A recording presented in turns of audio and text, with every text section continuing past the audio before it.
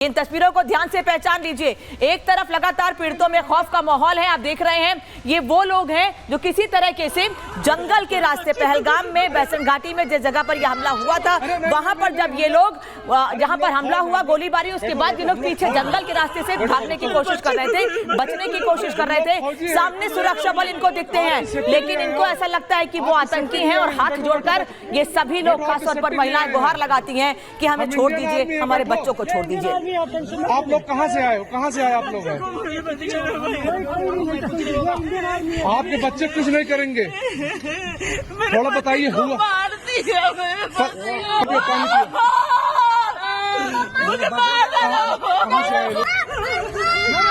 अरे नहीं हम लोग, अरे हम लोग फौज हैं, हम लोग बैठो हम लोग फौज हैं, बैठो अरे हम लोग फौजी हैं, कुछ नहीं करेंगे। आपकी सेफ्टी के लिए आए हैं, आपकी सेफ्टी के लिए आए हैं, बैठो आपकी। और इन तस्वीरों को देखकर दिल दहल जाता है। ये लोग जो परिवार के साथ खुशियां मनाने के लिए गए थे, जीवन भर का दुख अपने साथ लेकर आए हैं और एक डर का माहौल भी इन लोगों में हो गया। लेकिन कई लोग ऐसे हैं, उनका कहना है हम डरे नहीं हैं, हम में गुस्सा है और इस गुस्से से पाकिस्तान को सबक सिखाएंगे, बदला लेकर रहेंगे। लेकिन पहलगाम हमले पर एक बहुत बड़ा खुलासा रिपब्लिक भारत कर रहा है। क्या खुलासा है ये आपको बता दे रही हूँ। पहलगाम हमले में कुल 6 आतंकी शामिल थे, जिनमें से 3 के स्केच भी जारी कर दिए गए हैं। पीर पंजाल के रास्ते आतंकियों की घुसपैठ की बात सामने आ रही है। हमले में पाकिस्तानी आतंकी भी शामिल है, क्योंकि ये पाकिस्तानी भाषा में आपस में बातचीत कर रहे थे, पश्तो भाषा में बात कर रहे थे। 2 आतंकी और उनके साथ 4 लोग और थे। इनमें से कुछ तो ऐसे थे जो सेना की वर्दी में आए हुए थे, सेना की वर्दी पहनकर आए थे और ताबड़तोड़ गोलियां बरसाई धर्म पूछकर। पहले धर्म पूछा गया, फिर ताबड़तोड़ गोलियां बरसाई गई। आतंकियों के पास AK-47 राइफल भी थी, जिससे लोगों पर प्रहार किया गया, जिससे लोगों पर हमला किया गया। आतंकियों ने 200 से ज्यादा राउंड फायरिंग की थी, जिसमें कई लोगों को सिर में गोली लगी है, किसी को पेट में गोली लगी है, तो कई लोगों को गंभीर चोटें आई हैं, अस्पताल में भर्ती कराया गया है। हमले के बाद जंगल की ओर आतंकी भाग गए हैं और अब उन्हीं जंगलों में इनकी तलाश की जा रही है। ड्रोन के जरिए इनकी तलाश की जा रही है, साथ ही अलग अलग जगहों पर इनकी तलाश की जा रही है, जिससे कि जल्द से जल्द इनकी जानकारी मिल सके और इन लोगों को वो सबक सिखाया जाए जो जिंदगी में इन्होंने सोचा भी नहीं होगा। क्योंकि भारत ने तैयारी पूरी कर ली है। ड्रोन के साथ साथ सब जगह पर सुरक्षा बल, एक तरफ ड्रोन नजर रख रहा है, वहीं जगह जगह पर सुरक्षा बल तैनात कर दिए गए। सर्च ऑपरेशन पूरे इलाके में लगातार जारी है। अब आपको बता दे रहा है कि नापाक प्लान सबूत दे रही है, गवाही दे रही है, सबूत दे रहे हैं, गवाही जो है वो सबूत दे रही है।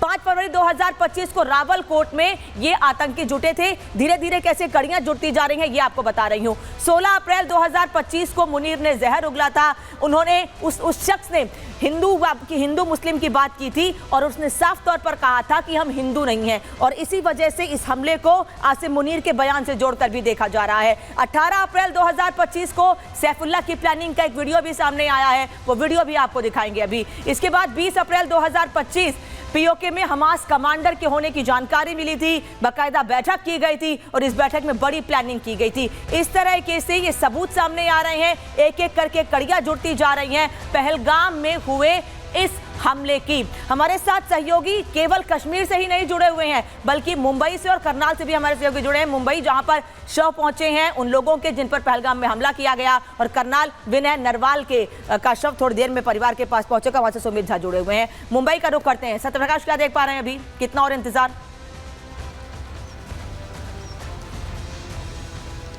देखिए, थोड़ी देर बाद डोंबिवली में, जो कि यहाँ पर डोंबिवली इलाके में, जो कि हेमंत जोशी, अतुल मोने और संजय लेले का शव यहाँ पे आने वाला। मैं तस्वीरें दिखा रहा हूँ कि यहीं पर जो तीनों डेड बॉडी है, शव को यहाँ पे लाया जाएगा। ये डोंबिवली इलाके में रहते थे और जिस तरह से पहलगाम में आतंकियों ने गोलियां बरसाई और तीनों लोगों की मौत हुई है। सामने तस्वीरें देख रहे हैं किस तरह से अतुल मोने, संजय लेले और हेमंत जोशी की तस्वीरें लगाई गई है और यहाँ पूरी तरह से बनाया गया है। और जो शव है जो एयरपोर्ट पर, मुंबई एयरपोर्ट पर आ चुका है, कुछ ही देर बाद यहाँ पे शव को लाया जाएगा। परिवार के लोग हैं, साथ ही पूरे इलाके के लोग यहाँ इकट्ठा हो रहे हैं। यहाँ पर लगातार यहाँ पर लाकर उनको श्रद्धांजलि दिया जाएगा। इसके बाद उनको अंतिम संस्कार किया जाएगा। फिलहाल तीनों लोग की तस्वीरें लगाई गई है और यहाँ पे जो लोग आएंगे उनको श्रद्धांजलि देंगे। यहाँ के जो लीडर हैं वो वहाँ पहुँच रहे हैं, लगातार आसपास के लोग पहुँच रहे हैं और लोगों में रोष है, लोगों में गुस्सा है कि जिस तरह से पाकिस्तान का लगातार नापाक इरादा, कहेंगे जिस तरह से पाकिस्तान से आए आतंकियों ने जिस तरह से हमला किया, जो जिस तरह से 3 महाराष्ट्र के 6 लोग की मौत हुई है, 6 लोग की मौत हुई है, जो कि मुंबई के सटे हुए डोंबिवली इलाके के 3 लोग की मौत हुई है, जिसके बाद यहाँ पर लोगों को लाया जाएगा, शव को लाया जाएगा और यहाँ पे अंतिम संस्कार का जो प्रक्रिया शुरू होगा। लोगों में काफी दिखाई थी कि पहलगाम में मारे गए लोगों के शव मुंबई एयरपोर्ट पहुंच चुके हैं। थोड़ी देर में उनके परिवार के सुपुर्द उनके शवों को कर दिया जाएगा, लेकिन वहीं दूसरी ओर मुंबई में श्रद्धांजलि सभा का आयोजन भी किया गया। मुंबई में भी लोगों में गुस्सा है। करनाल से इस वक्त हमारे साथ सुमित झा भी जुड़े हुए हैं। करनाल, विनय नरवाल का शव थोड़ी देर में करनाल पहुंच जाएगा। सुमित, क्या जानकारी मिल पा रही है? बिल्कुल, अब से कुछ देर बाद यहाँ पर विनय नरवाल जो कि इंडियन नेवी में लेफ्टिनेंट थे, उनका शव, उनका पार्थिव शरीर यहाँ पर लाया जाएगा। कुछ ही देर बाद खबर ये है कि हरियाणा बॉर्डर के आसपास है और चूंकि ग्रीन कॉरिडोर के जरिए उस पार्थिव शरीर को लाया जा रहा है। इंडियन नेवी के ऑफिसर्स ने दिल्ली एयरपोर्ट पर उन्होंने रिसीव किया था और यहाँ पर भी कुछ देर पहले इंडियन नेवी के ऑफिसर्स पहुँचे थे। जो करनाल में मॉडल टाउन के पास शमशान घाट है, वहीं पर अंतिम संस्कार किया जाएगा। अंतिम संस्कार की तैयारी है। वहीं पर गार्ड ऑफ ऑनर भी दिया जाएगा, जो कि इंडियन नेवी में लेफ्टिनेंट थे। आप देख सकते हैं मेरे पीछे जो समाज के लोग हैं, आसपास के लोग हैं, वो लगातार सुबह से आ रहे हैं। जिसने भी इस दुखद खबर को सुना, ज़रूर उनका दिल पसीज गया। और ये इसलिए भी क्योंकि उस तस्वीर को भी लोगों ने देखा, जो तस्वीर हम आप लगातार दिखा रहे हैं सोशल मीडिया पर, कि किस तरह से विनय नरवाल की डेड बॉडी है और उनके बगल में उनकी धर्मपत्नी हिमांशी नरवाल बैठी हुई है, जिस तस्वीर ने पूरे देश को झकझोर दिया। और साथ ही एक बड़ी बात यह भी है, तस्वीर दिखाते रहिए, साथ ही एक बड़ी बात यह भी है कि जो घर है, जिस घर के बाहर आज मजमा लगा हुआ है, उस घर के बाहर 16 अप्रैल को, आज से 6 दिन पहले मजमा लगा हुआ था, लेकिन वो खुशी का मजमा था। वो भीड़ खुशी की थी, लोगों, रिश्तेदारों की भीड़ थी।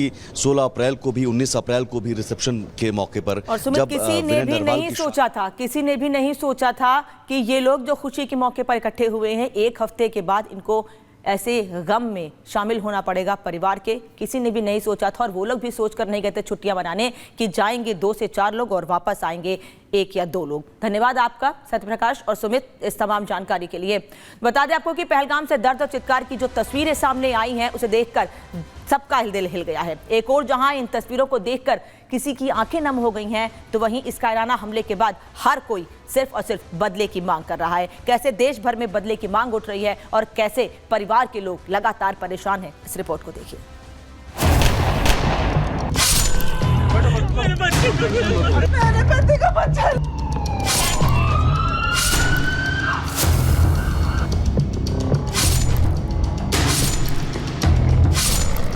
पहलगाम में दर्द और चित्कार की इन तस्वीरों ने पूरे देश को झकझोर दिया। एक और जहां इन तस्वीरों को देख हर किसी की आंखें नम हो गई, वहीं इस कायराना हमले के बाद हर भारतीय के दिल में बदले की ज्वाला भड़क उठी। हर भारतीय यही चाहता है कि आतंक और आतंक के आकाओं का फाइनल हिसाब हो। जिन दहशतगर्दों ने कई घरों के चिराग बुझा दिए, उन्हें भी जीने का कोई हक नहीं। गुनाहों का कत्लेआम। पहलगाम में लोग अपने परिवारों के साथ छुट्टी मनाने पहुंचे थे। घाटी की खूबसूरती निहार रहे थे। उन्हें नहीं पता था कि आतंकी पहले से वहां घात लगाए बैठे हैं। कोई कुछ समझ पाता, उससे पहले ही हैवानों ने गोलियां बरसा दी, लोगों के नाम पूछे और उन्हें हमेशा के लिए मौत की नींद सुला दिया। मृतकों में कुछ लोग ऐसे भी थे जिनकी अभी कुछ महीनों या कुछ दिनों पहले ही शादी हुई थी। वो जिंदगी का नया सफर शुरू कर रहे थे, अपनी जिंदगी में नए रंग भर रहे थे। लेकिन आतंकियों को ये रास नहीं आया और उन्होंने कई परिवारों में गम का अंधेरा फैला दिया। जिन पर्यटकों की जान ली गई, उनमें करनाल के लाल लेफ्टिनेंट विनय नरवाल भी शामिल हैं। नौसेना में लेफ्टिनेंट विनय नरवाल पत्नी हिमांशी के साथ घूमने के लिए गए थे। दोनों की शादी 16 अप्रैल को हुई थी और शादी के बाद ये जोड़ा कश्मीर घूमने के लिए पहुंचा। 1 मई को विनय का जन्मदिन भी आने वाला था, लेकिन आतंकियों ने एक परिवार की खुशियों को गम में बदल दिया। उन्होंने 3 साल पहले ज्वाइन किया था जी। पहले बीटेक करी थी जी, लेकिन उसके अपोजिट चल के जैसे देश सेवा करने का मादा था इनके अंदर। 1 मई को जन्मदिन भी ये कहा जा रहा है कि उनका जन्मदिन में है। हाँ जी, जन्मदिन। आपने बर्थडे मनाने की तैयारी की होगी। वो तो बाद में वहाँ से आके होना था जी। वो मुस्लिम नहीं है ये कहकर मार दिया। आज बताने वाले तो ये बता रहे हैं भाई कपड़े भी उतारे हैं, वो मतलब खतना तक चेक किया है। जिसको डाउट हो गया ना भाई इसका नाम ये झूठ बोल रहा है, उसकी पैंट तक उतारी गई है जी। मैं वापस तो नहीं आएगा, लेकिन भविष्य में बड़ा सतर्क रहने की जरूरत है इन लोगों से। उनके खिलाफ बड़ा एक्शन लेने की जरूरत है जी।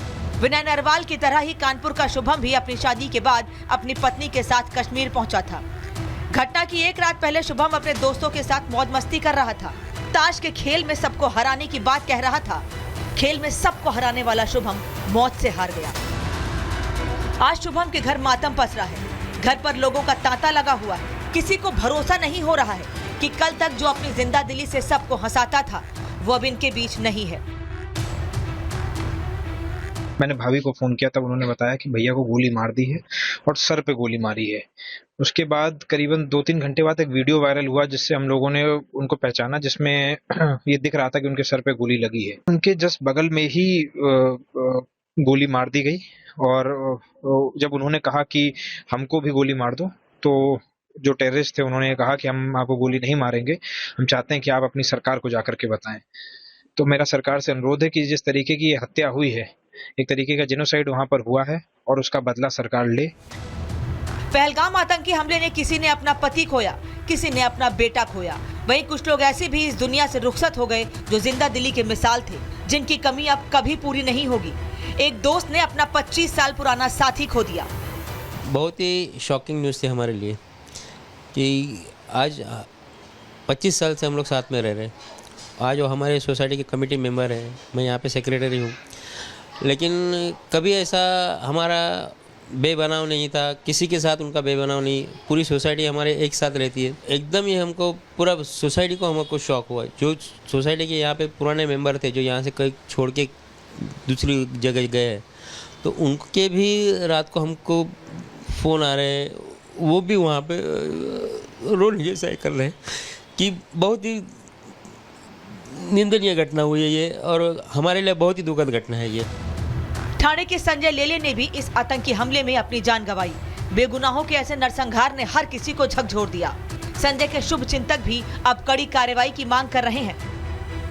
संजय को तो हम बचपन से जानते हैं। एक्चुअली वो बहुत अच्छा लड़का था और स्वभाव से तो सृजनशील था। एक्चुअली वो सबके साथ मिलजुल के रहता था और सबको रिस्पेक्ट भी देता था। वो पूरा परिवार के साथ जा रहा था, उतना ही बोला, हम पूरा परिवार के साथ जा रहा हूँ, तो आप खाली हमारे घर का ख्याल करो। सबक सिखाने का वक्त आ गया है, क्योंकि बार बार ऐसा हो रहा है पाकिस्तान की तरफ से। हाँ, ये तो सही है, सबक तो सिखाना ही चाहिए। इस आतंकी हमले को लेकर पूरे देश में गुस्सा है। हर भारतीय आतंक और आतंकिस्तान के सफाई की मांग कर रहा है। केंद्र सरकार भी हरकत में नजर आ रही है। अब देखना ये होगा कि आतंक के सरपरस्तों का हिसाब कब होता है। Bureau report, Republic Bharat.